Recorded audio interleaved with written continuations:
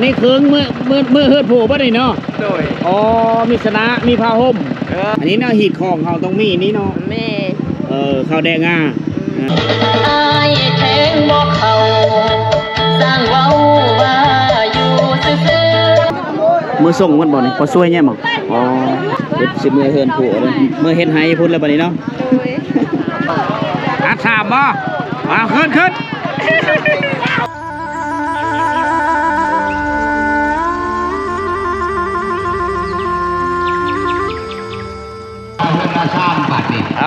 สบายดีทุกคนสบายดีคือเก่าคือเดิมนะ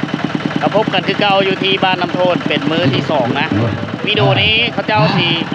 ไผ่นี่จะเอาไผ่มือเฮือดมือบ้านตะเปื้อทุกคนเลยนะเดี๋ยวก่อนจะไปเพิ่นสิเปิดยันระบบครอบสามัคคีระหว่างแก้วดอก2ฝ่ายก่อนนะอันนี้นี่รถไทยเมื่อส่งงานไผ่เนาะอันนี้เคืองเมื่อเฮือดโผล่บ่ได้เนาะโดยอ๋อมีสนะมีผ้าห่มเคืองนุงเล่าเบิดเลยเอาเมื่อฮุบเมื่อเลยนี่อ๋อเมื่อเฮือดโผล่เนาะไปเฮ็ดไถไถหน้าอยู่บนแล้วบัดนี้เนาะอันนี้มียังอันนี้มักนัดมังนัดเกี้ยมันเครื่องปุ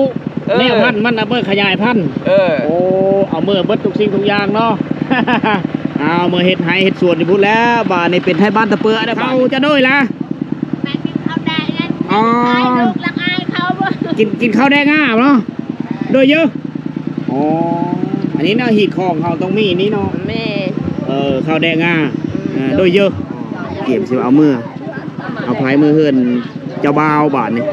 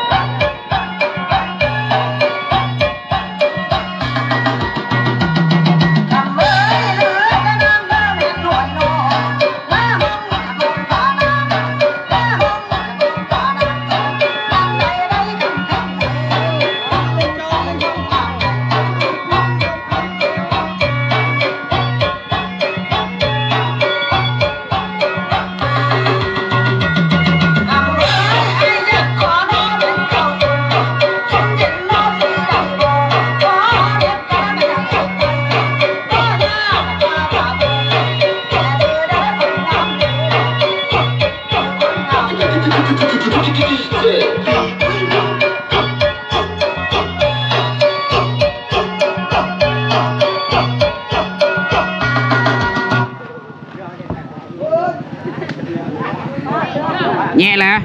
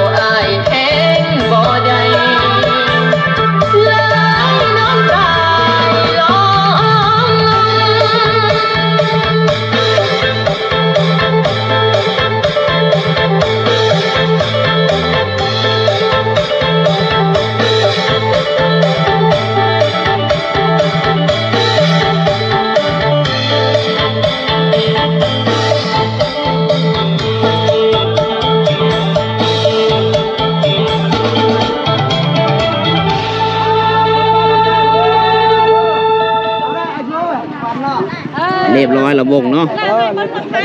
ระวงจบเลยเอาไผ่เมื่อบันมือส่งมันบ่นี่พอช่วยเนี่ยมั้งอ๋อไปส่งเนาะไ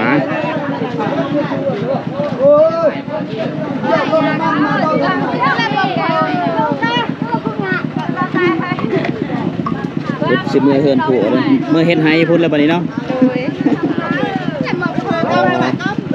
อันนี้คือเขาเจ้าจะมีน้ำเต้าน้อยๆ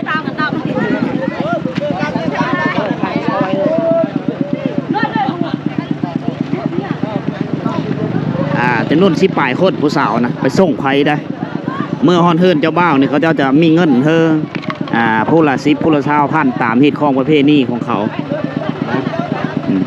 และในการมื้อนี้จะมีเจ้าโคตรลุงตาทางฝ่ายซ้ายเป็นผู้นำผ้าเด้เป็นผู้เบิ่งผู้แย่งในการเดินทางมื้อก็คือตลอดปลอดภัยเป็นนั่นเป็นนี่มากเขาเจ้าก็เบิ่งแย่งกันนี่แหละจะมีผู้นึงเป็นคนรับผิดชอบ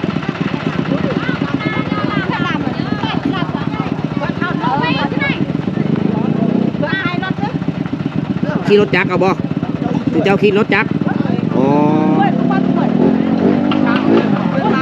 เจ้าบ้ากับเจ้าสาวขี่รถจักรแบบเท่ๆเลยเนาะ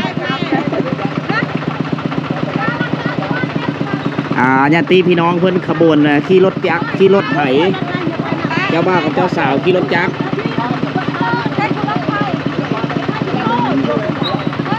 นี่เจ้าบ้ากับเจ้าสาวเฮ็ดบ่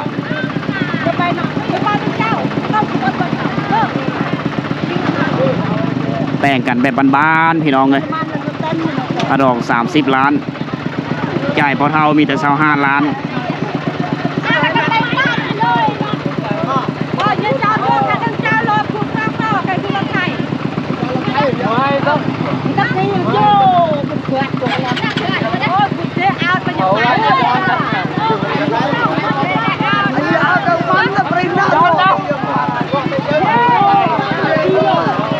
สามบ่มาขึ้น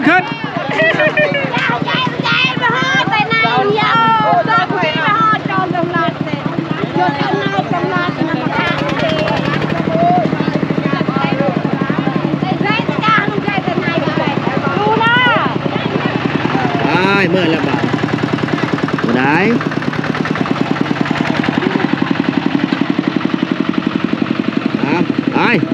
คนห้างเงาไก่ได้ประมาณ30 ปลายลักพื้นผู้ลงผู้เลยยังเหลือขบวนผู้สาวบาทนี่จะขึ้นเต็มรถไถคันนี้ไปส่งไข่ไปส่งนั่งตะปิ้งเอิญเฮ็ดถึกละบอกคอยสุก้อนยังสิกินหับเราหับตอนละบอกเขาสุก้อนถ้าบอกเขาบ่แล้วล่ะเขาจะพัดก้อนอยู่นั่นละสุดท้ายอยู่นี่อยู่สุดท้ายน่ะเล่นก่อนโซเฟอร์นี่เนาะมันคนไปส่งนั่งแล้วนี่เนาะเดินทางตลอดปลอดภัยเด้อก็มาเดินทางรถไปก็ว่าไปนี่ก็ล่มผู้ว่าอยู่บ้านตะเปื้ออีกบ่ได้วันล่มแล้วก็ถึงล่มก็ได้กินต่อได้กินงัวต่ออีกกินงัวไปแต่ว่าวันศุกร์เราให้ไม่ออกแล้วตัวโทรทัศน์และอายใหญ่นี่แหละมื้อมาจากใหม่เนาะมื้อยังว่ากันน้องคบกันเห็นอยู่บ้านน้ำโทนนั่นนี่เด้อไปก่อนระวงอยู่บ้านตะเปื้อไอ้บัดนี้เนาะจะพ่นไปกันนำกันหลายเนาะหลายแล้วแต่ว่าเฮ็ดของเฮาในนั้นอายเอ้ยนี่ก็ไอ้น้องคือกันหมดน้องกันเลิกงานขึ้น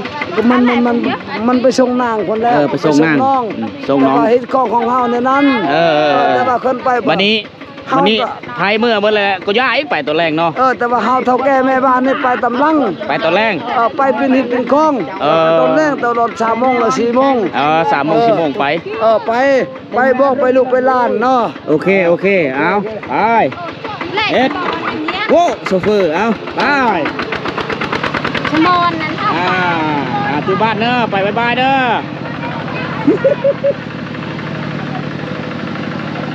เอาพิธีอยู่เฮือนเจ้าสาวถือว่าจบไปทุกคนเหลือเพียงแต่ญาติพี่น้องที่มา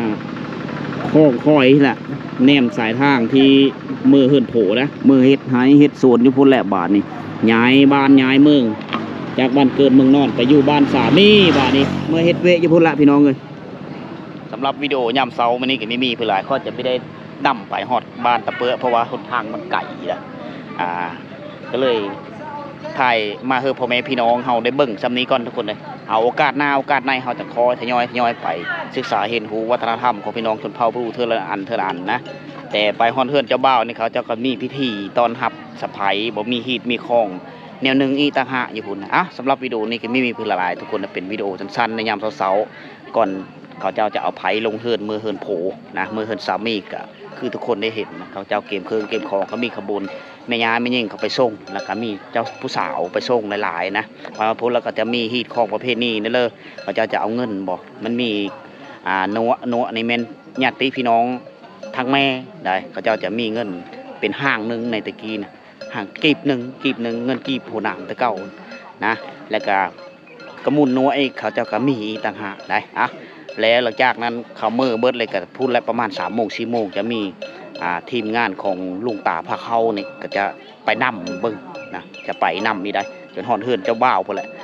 นั่นจะเป็นขั้นตอนสุดท้ายนะแต่เฮาไปได้ไปนำเขาเจ้าโชคดีร่ำรวยทุกคนพบกันใหม่ในวิดีโอต่อไปนะ